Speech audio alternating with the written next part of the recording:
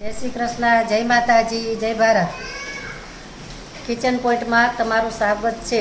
વિજયાબેન રસોઈ શો. હવે આપણે બનાવશું આજે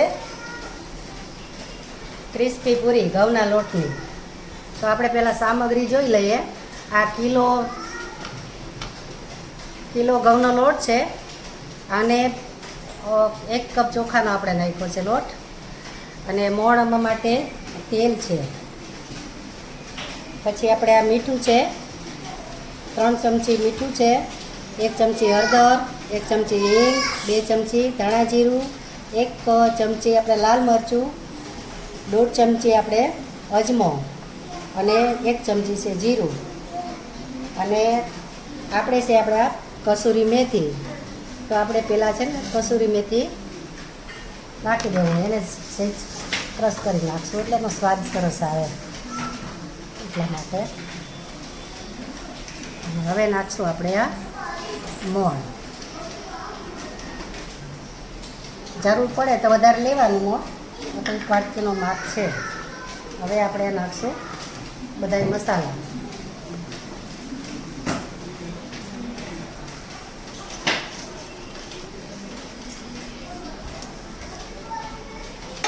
અને લોટ બાંધવા માટે આ પાણી. હવે આપણે આ બધું મિક્સ કરી દઈશું.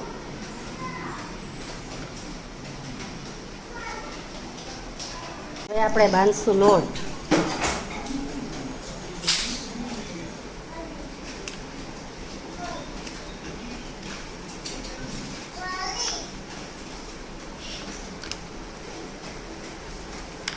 હાલો, હવે આપણે આ લોટ બંધાઈ ગયો છે, તો આપણે એને તપેલામાં ઢાંકીને મૂકી દઈશું.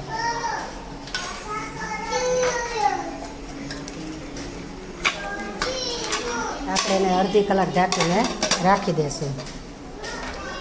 તો હવે આપણા લુવા વળી ગયા છે. હવે આપણે વણશું પૂરી વણાઈ ગઈ છે થોડીક. હવે આપણે મૂકી દીધું છે તેલ મૂકી અને જોઈશું તેલ આવી ગયું કે કેમ.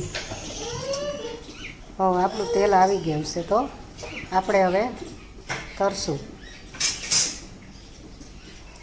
આપણે હવે આ પૂરી પણ તરાઈ ગઈ છે, તો હવે આપણે એમને સર્વ કરશું.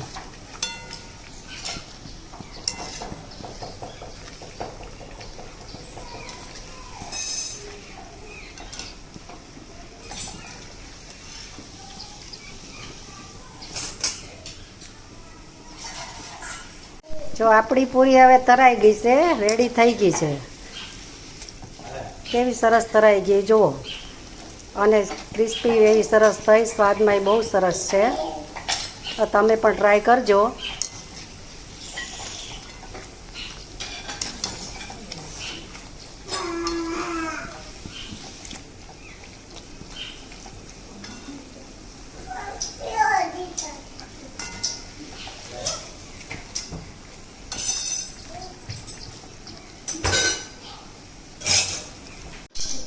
ચાલો, આપણી પૂરી થઈ ગઈ છે, અને હવે આપણે સર્વ કરીએ એમને. અને જો કેવી સરસ કડક થઈ છે, નજીકથી પણ તમે જોઈ શકો છો, અને સ્વાદમાંય સરસ છે.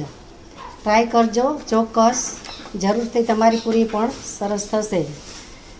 લાઈક કરજો, શેર કરજો અને સબસ્ક્રાઈબ કરજો, અને કોમેન્ટ કરજો તમે કઈ રીતે પૂરી બનાવો છો એ કોમેન્ટ કરજો. હાલો, આવજો. જય શ્રી કૃષ્ણ. ફરી મળશું નવા વિડીયોમાં.